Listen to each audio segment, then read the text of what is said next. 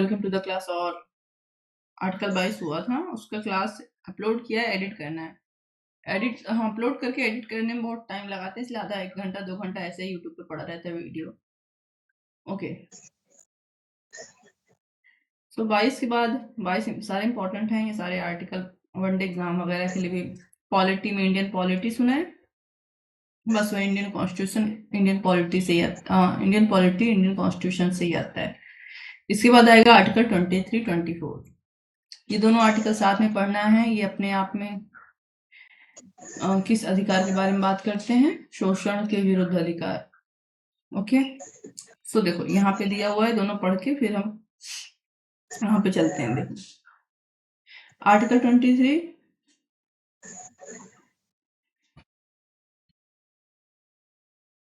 के दुर्व्यापार और बलात्श्रम का प्रतिषेध करता है।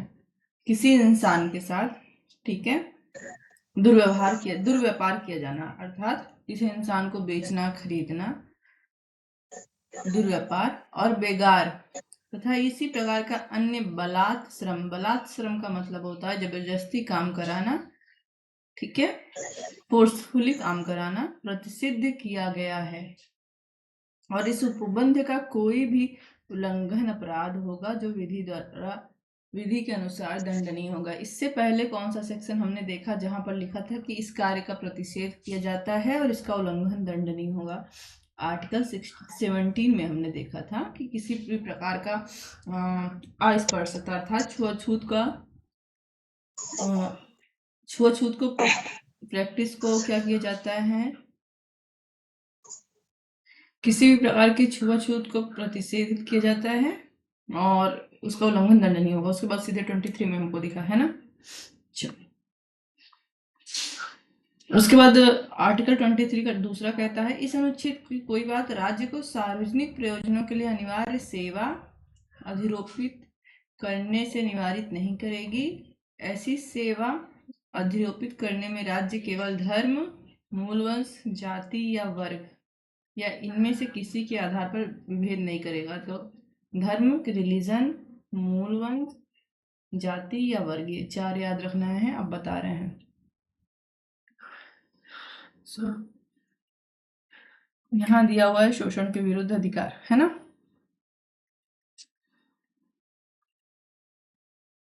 इसको भी इरेज किए थे, वापस आ गया। चलो कोई बात नहीं, यहाँ लिख दे रहे हैं, इसके अंदर ही लिखना था। विरुद्ध अधिकार और कौन से आर्टिकल में दिया गया है? तो पार्ट 3 में ही होगा। आर्टिकल 23 एंड 24 में दिया गया है। सबसे पहले 23 में पढ़ते हैं, क्या है कि मानव दुर्व्यापार, जिसका शुद्ध हिंदी होगा मानव तस्करी, अर्थात जैसे जानवरों की तस्करी होती है ना, उनको खरीदा बेचा जाता है इलीगली, ठीक है, वैसे इंसानों की तस्करी और जबरन श्रम पर निषेध है। जबरन की जगह बलात् शब्द यूज हुआ है, बलात्कार होता है बलपूर्वक, ठीक है, और मानव तस्करी की जगह दुर्व्यापार शब्द का यूज है, ठीक है, ठीक है। मानव तस्करी जैसे कि गुलामी कराने के लिए, वेश्यावृत्ति इत्यादि के लिए, ठीक है, इस पर रोक लगाया गया है आर्टिकल 23(1) में। बेगार और जबरन श्रम पर भी रोक लगाया गया है। देखो, बलात् श्रम मतलब जबरदस्ती, अगर कोई काम नहीं कराना चाहता तो आप उसे जबरदस्ती काम नहीं कराएंगे। दूसरा, आप किसी से काम करा कर आप सोच रहे हैं उसको हम पगार न दें, उसको कहते हैं बेगार, ठीक है। जैसे पहले होता ना कि गरीब से काम करा लो या किसी से, उसको क्या न दो, उसका पैसा न दो, मजदूरी न दो। तो इस पर भी रोक है आर्टिकल 23(1) में, ठीक है। आर्टिकल 23(2) कहता है कि इसके कुछ अपवाद हैं। कुछ ऐसी परिस्थितियां हैं जब बेगार या बलात्श्रम कराया जा सकता है। अब देखो, मानव तस्करी नहीं कराई जा सकेगी, लेकिन तब भी, ठीक है, ये वाला नहीं हो सकेगा। ये कराया जा सकेगा कि काम कराया जाए बट उनको पैसा न दिया जाए।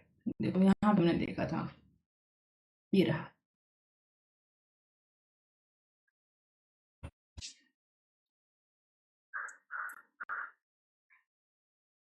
दिखा? ये वाला फिर से पढ़ो इसको।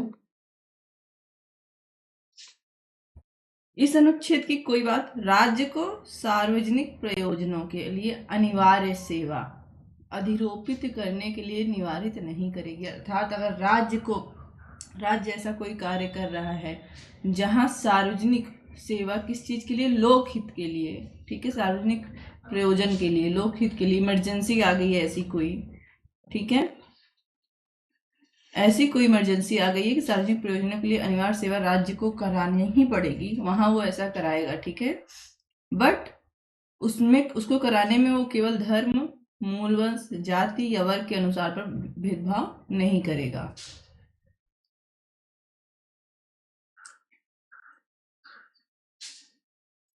चलो, तो अपवाद क्या है? जब अनिवार्य सार्वजनिक सेवा हो तब राज्य क्या कर सकता है? ऐसी सेवा करवा सकता है। बट इसमें धर्म, मूलवंश, जाति या वर्ग के आधार पर भेदभाव नहीं करेगा। इसका क्या मतलब हुआ?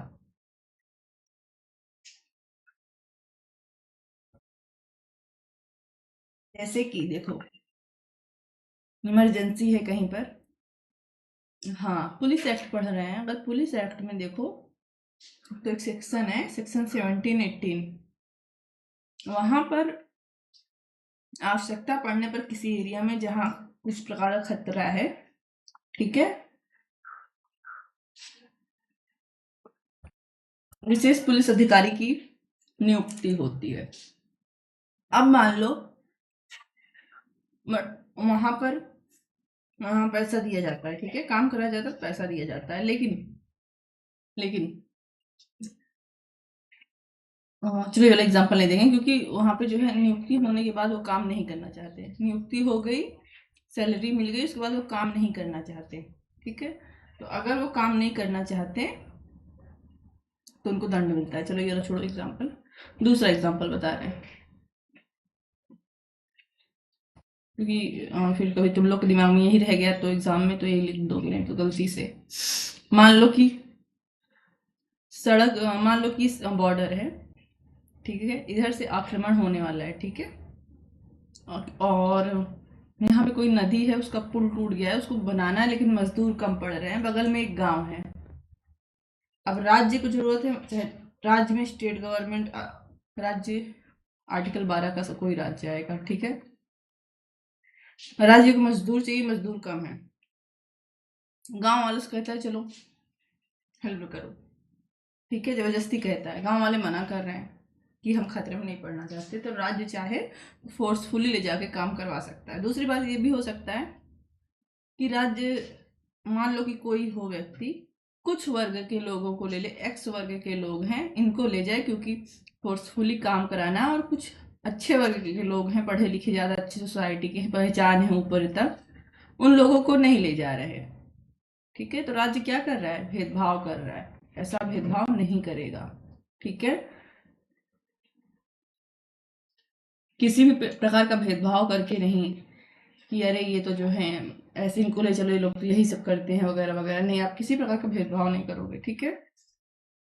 अगर ऐसी आवश्यकता आ गई है, सार्वजनिक आवश्यकता आ गई है, तो आप क्या करोगे? किसी भी प्रकार का भेदभाव नहीं करोगे, गैर भेदभाव पूर्वक। चलो, जैसे अब देखो, ये टॉपिक से करके तुम अपना नोट्स बना लेना, बाकी नोट्स हो सकता है हम कराएंगे एक बार क्वेश्चन आंसर, 15 क्वेश्चन आंसर कराएंगे, उसमें से तुम लोग का 10 क्वेश्चन आ जाएगा, 5 ही करना रहता है, नहीं तो 10 कराएंगे, 5 आ जाएगा, 100% आ जाएगा, ठीक है। फर्स्ट सेमेस्टर का टेंशन नहीं रहता, सेकेंड वाले में टेंशन रहता है।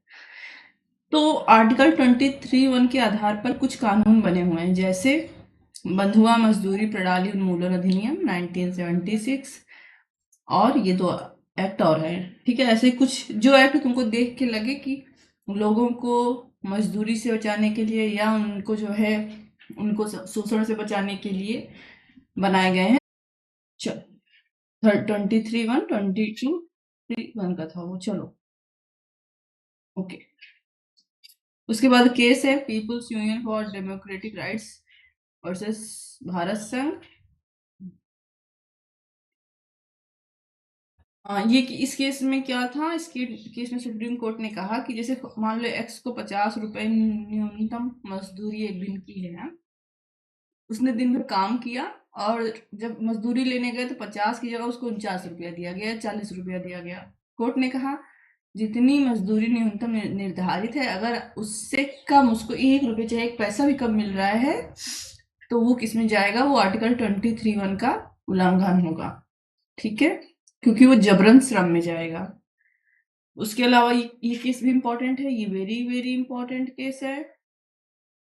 ठीक है, इस केस में क्या हुआ था कि बंधुआ मजदूरों को जो है छुड़ाया गया था और उनको उनको पुनर्वास की उनका पुनर्वास करने की व्यवस्था की गई थी। ठीक है, और ठीक है, दोनों इंपॉर्टेंट हैं। उसके बाद क्या उद्देश्य है इस सेक्शन का, तो पढ़ के ही पता चल रहा है, सॉरी आर्टिकल का, कि मानव गरिमा की रक्षा करना और उनका शोषण रोकना। देखो मेरे मुंह से सेक्शन आ रहा है क्योंकि हम लोग बीएनएस पढ़ रहे थे, बार बार अनुच्छेद होगा ये। अभी हम शोषण के विरुद्ध अधिकार ही पढ़ रहे हैं। ठीक है, ओके। पहला आर्टिकल हो गया 23, 24, कारखानों आदि में बालकों के नियोजन पर प्रतिषेध। ये याद रखना, 24 में दिया है और 14 ईयर दिया है। ठीक है, क्वालिटी एग्जाम के लिए 14 वर्ष से कम का, अगर 1 मिनट भी कम का है, ठीक है, किसी बालक को किसी कारखाने या खान में,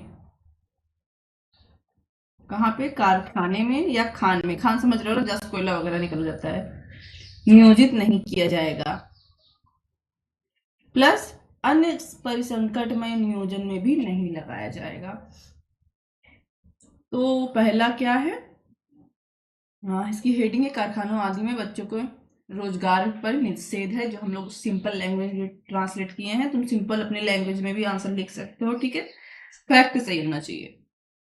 तो कारखानों आदि में बच्चों के रोजगार का निषेध, यहाँ पर बच्चों से मतलब है 14 साल से कम उम्र जिनकी हो। ठीक है, ओके।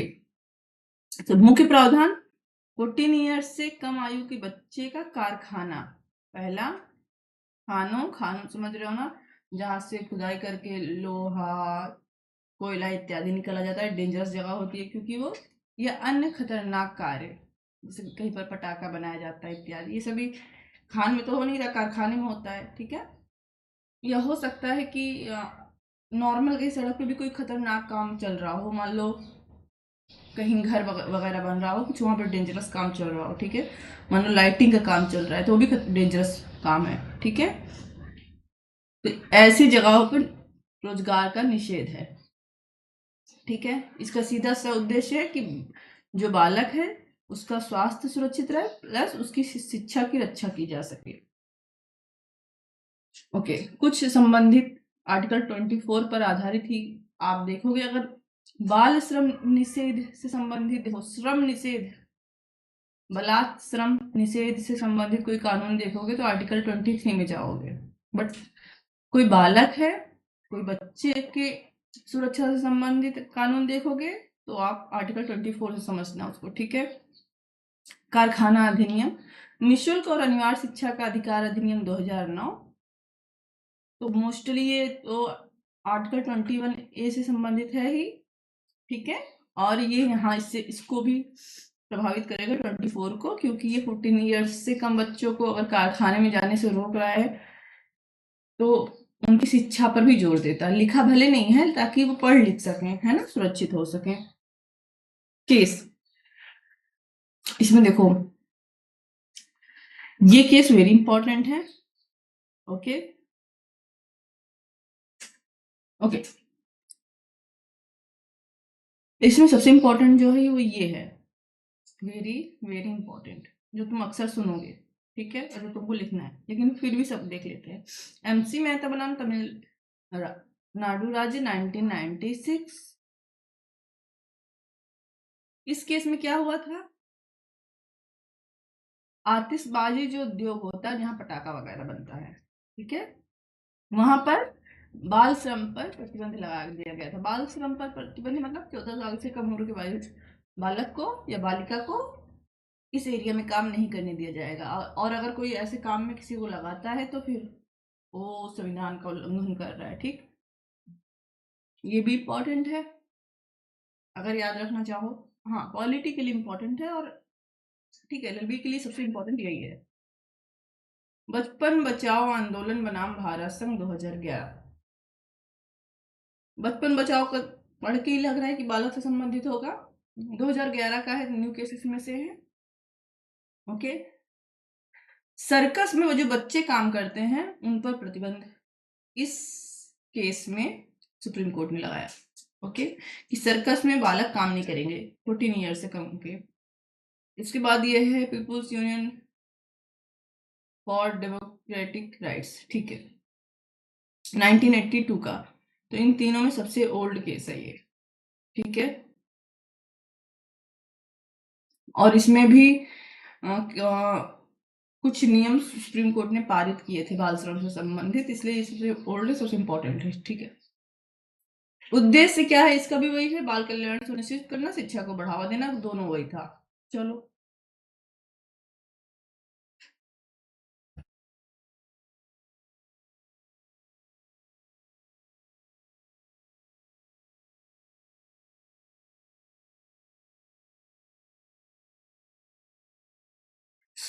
हमने पढ़ा शोषण के विरुद्ध अधिकार।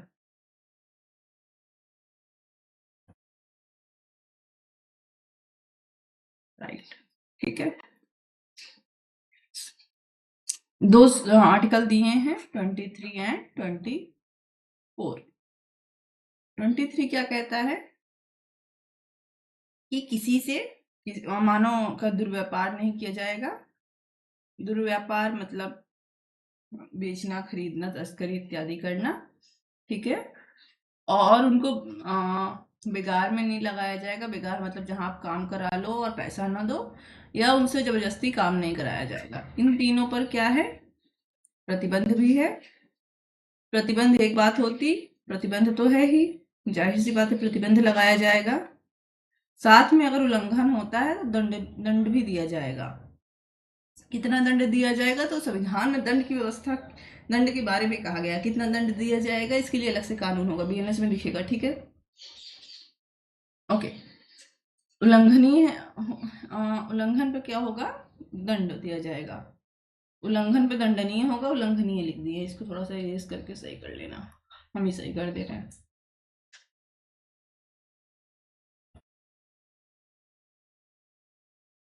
उल्लंघन पर दंडनीय।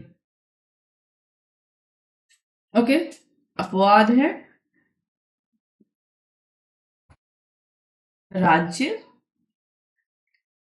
करा सकता है अगर सार्वजनिक आवश्यकता है तो।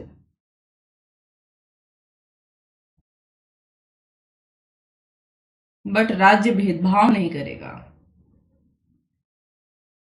किस आधार पे, धर्म, जाति, मूल वंश या वर्ग के आधार पर, ठीक। ये था आर्टिकल 23। फिर आर्टिकल 24 ये कहता है कि चाहे कारखाना है या कोई डेंजरस खतरनाक कार्य है, ठीक है, डेंजरस कार्य, ऐसी जगह जहाँ एक सेकेंड, डेंजरस से पहले वो था ना, खदान, है ना, खदान में या अन्य ऐसी जगह जहाँ कोई भी कार्य हो रहा है, और कार्य कैसा है, खतरनाक है, ठीक है, खतरे वाला कार्य है, वहां पर 14 इयर्स से कम उम्र के बालक को जॉब पर नहीं रखा जाएगा। तो ठीक है, ये था। इसके बाद हम लोग अगला करेंगे क्लास, तुरंत करेंगे, 2 मिनट का गैप लेंगे। धर्म की स्वतंत्रता।